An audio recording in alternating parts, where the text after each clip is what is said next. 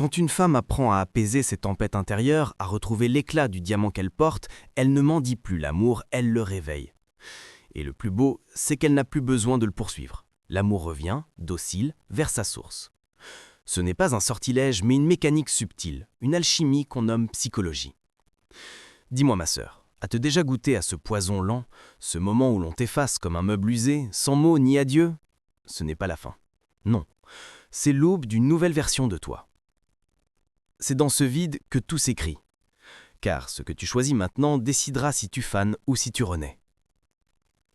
Trop de femmes tombent dans le même piège. Elles courent le cœur en braise, envoyant message sur message, comme si leur téléphone gardait leur dignité. Elles implorent, se justifient, s'abaissent, et à chaque mot de trop, leur éclat s'éteint un peu plus. C'est vouloir éteindre un feu avec de l'essence émotionnelle. Tu te reconnais? Respire. Tu n'es pas seul, mais il est temps. Oui, le moment est venu de réécrire les règles. Aujourd'hui, tu comprendras pourquoi le silence, le détachement et la renaissance de soi ne sont pas de simples clichés spirituels, mais de vraies armes forgées dans la douleur et trempées dans la lucidité. Et non, tu n'as pas besoin d'être une prêtresse de sagesse ou de dévorer 1000 ouvrages de développement personnel. Il te faut seulement du courage, celui d'agir autrement. Car la femme qui cesse de supplier pour l'amour devient celle qui le fait naître sans un mot, uniquement par sa présence. Reste jusqu'à la fin, ma sœur. Car cette parole ne s'adresse pas aux mendiantes du cœur, mais à celles prêtes à se métamorphoser en une version d'elles-mêmes si rare, si pure, si puissante, que même leur passé s'arrête, stupéfait, et se retourne 2 fois. Écoute bien, ce n'est pas à propos de lui, c'est à propos de toi, de ton retour à ton centre sacré, de ta reconnexion à ton être véritable. Car au moment même où tu n'as plus besoin de lui, c'est lui qui commence à ressentir ton absence. Leçon numéro 1. Le pouvoir du silence émotionnel. Ce silence est une lame plus affûtée que 1000 messages suppliants. As-tu remarqué que plus tu parles, moins on t'écoute? Alors retiens ceci, le silence n'est pas vide, il est stratégie. Quand il est parti, tu as sans doute fait comme tant d'autres, tendre la main, chercher des réponses, implorer une chance, mais ce vacarme n'a fait que confirmer son départ. Pourquoi? Parce que ce bruit respirait le désespoir. Et ma sœur, le désespoir est le parfum le plus répulsif qu'une femme puisse porter. Souviens-toi, quand tu choisis le silence, tu ne fuis pas, tu occupes l'espace, tu laisses une trace plus forte. Le silence émotionnel, ce n'est pas fuir, c'est cesser d'alimenter un feu qui consume ton énergie. Car lorsqu'un homme s'est nourri de ta présence, de ta voix, de ta lumière, ton absence pèse plus que 1000 reproches. Alors il s'interroge. Pourquoi ne me cherche-t-elle plus? M'a-t-elle oublié? Y en a-t-il un autre? C'est comme marcher dans une rue pleine de bruit et soudain le silence tombe. Tu t'arrêtes, tu te retournes, tu sens qu'il manque quelque chose. C'est cela le détachement intelligent. Ce n'est pas fuir, c'est créer un contraste si fort que l'autre ne peut plus t'ignorer. Comme l'a dit Épictète, comprends d'abord le sens de ce que tu veux dire, puis parle. Dans ton cas, ma sœur, comprends ce que ton silence dit et laisse-le parler pour toi. Car quand tu te tais, il invente ses propres réponses. Ce n'est pas un hasard, c'est une stratégie émotionnelle. Ce secret, les femmes qui savent canaliser leurs émotions le connaissent bien. Tu veux savoir ce qu'il se passe quand une femme toujours disponible disparaît soudainement? Elle crée un vide, et la nature est le vide. Instinctivement, on cherche à le combler. Cet homme qui t'ignorait hier commence à sentir un frisson nouveau. Tu n'es plus là pour le valider, ni pour l'applaudir, ni pour lui rappeler sa valeur. Alors, sans le vouloir, tu deviens une pensée récurrente, une question sans réponse. Laisse-moi te conter une vérité. Une femme fut un jour bloquée de partout.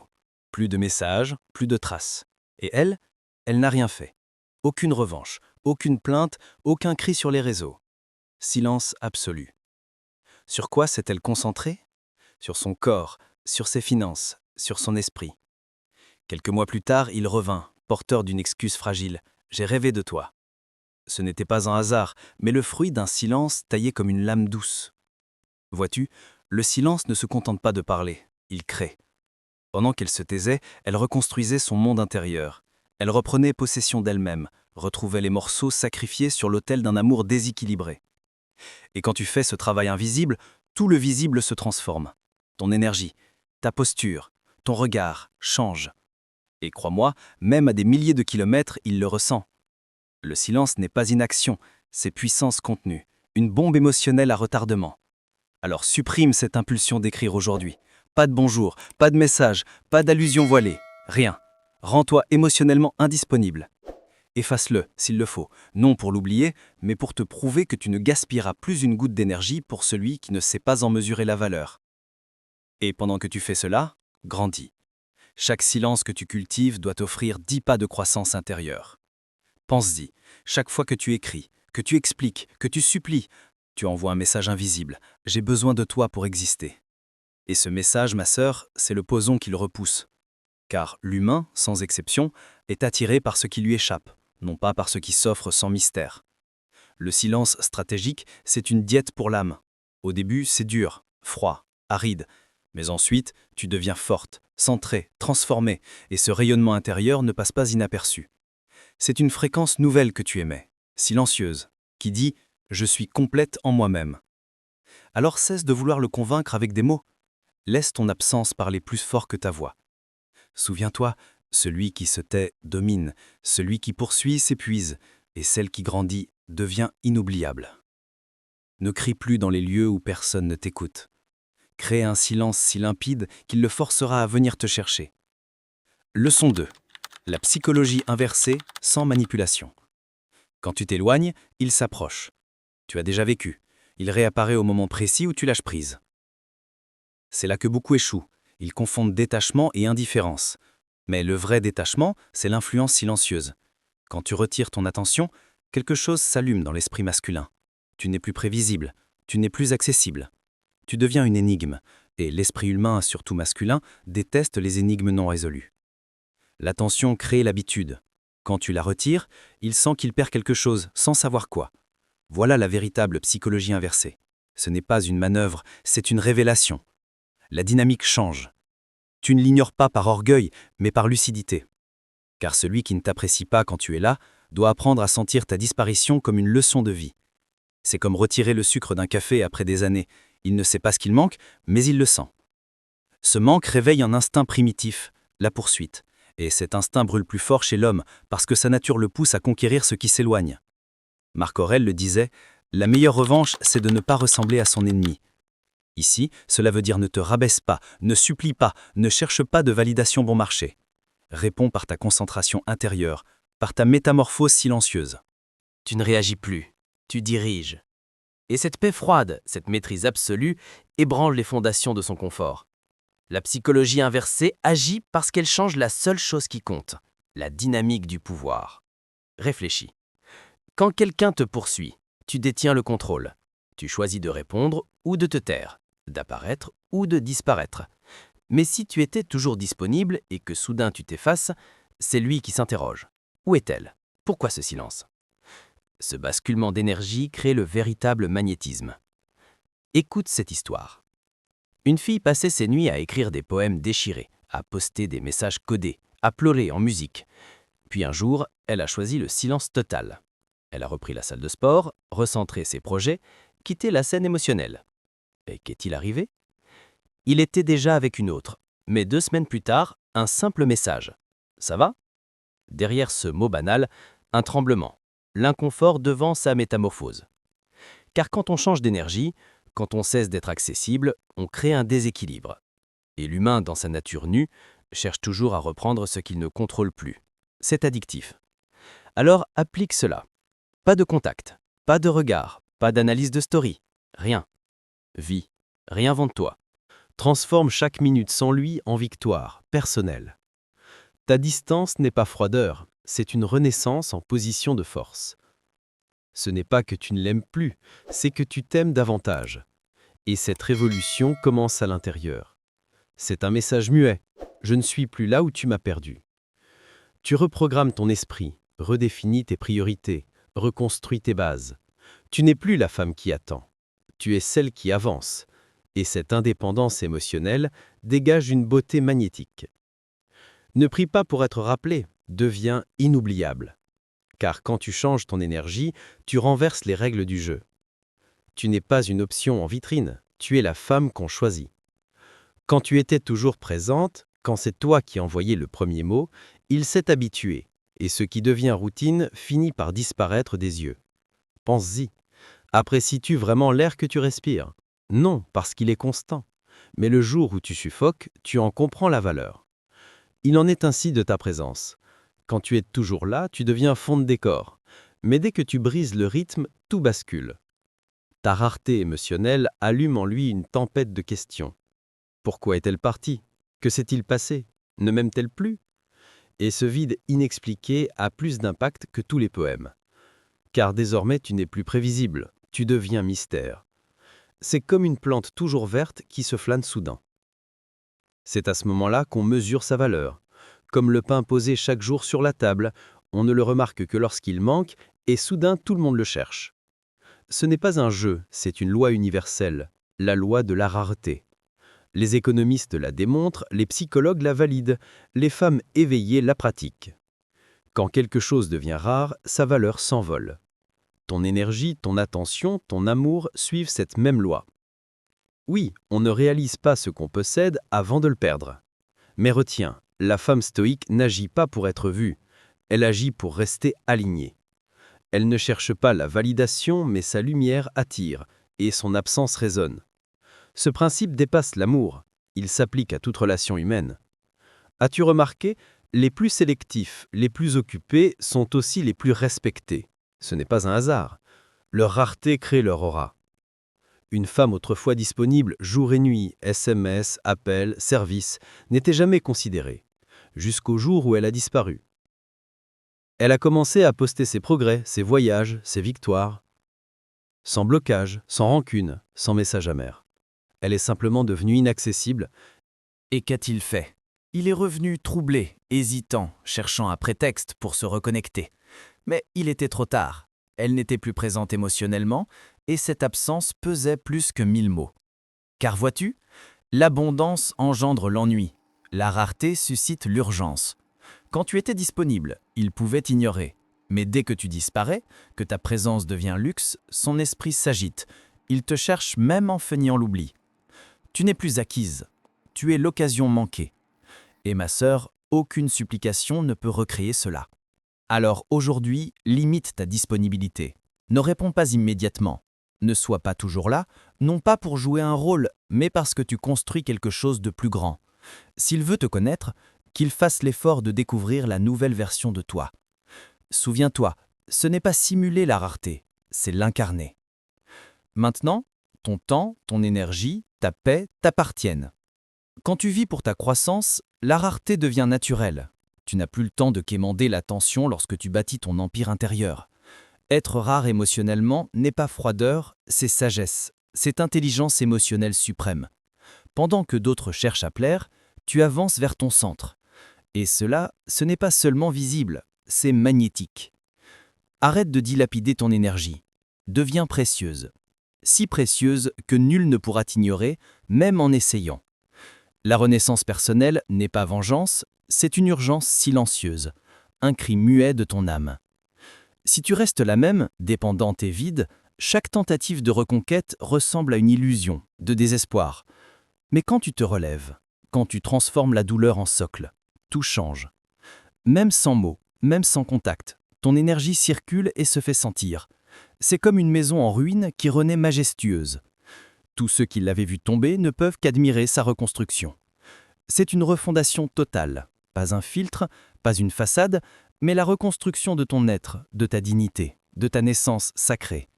Ce n'est pas une question de selfie ou de citation Instagram. C'est ton noyau qui a changé. Ce calme intérieur, cette force silencieuse, c'est la part de toi redécouverte en cessant de tourner autour d'un autre. La renaissance personnelle est alchimie, transformer le plomb de la douleur en sagesse. Cela demande un travail intérieur profond, affronter ses schémas, guérir, ralentir, reconstruire.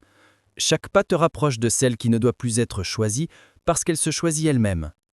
Comme disait Sénèque, tant que tu vis, apprends à vivre. Voilà la vraie renaissance. Comprends, il n'est jamais trop tard pour devenir ta version suprême. La douleur n'a jamais été ton ennemi, mais ton enseignante. Une fille brisée après avoir perdu son emploi a touché le fond. Elle n'a pas coulé. Elle a remonté, transformé son corps, son esprit, ses compétences. Elle a créé son propre projet. 1 an plus tard, il est revenu. Et que lui a-t-elle dit? Merci. Car sans cette cassure, elle n'aurait jamais ouvert les yeux. Il est revenu chercher celle qu'il avait quittée et il a trouvé une reine. Ce n'est pas une exception, c'est un chemin, un chemin que toi aussi tu peux emprunter. Si tu comprends cela, le rejet n'est pas la fin, c'est le début. La rupture n'est pas une tragédie, c'est une porte d'or vers ta version la plus grande.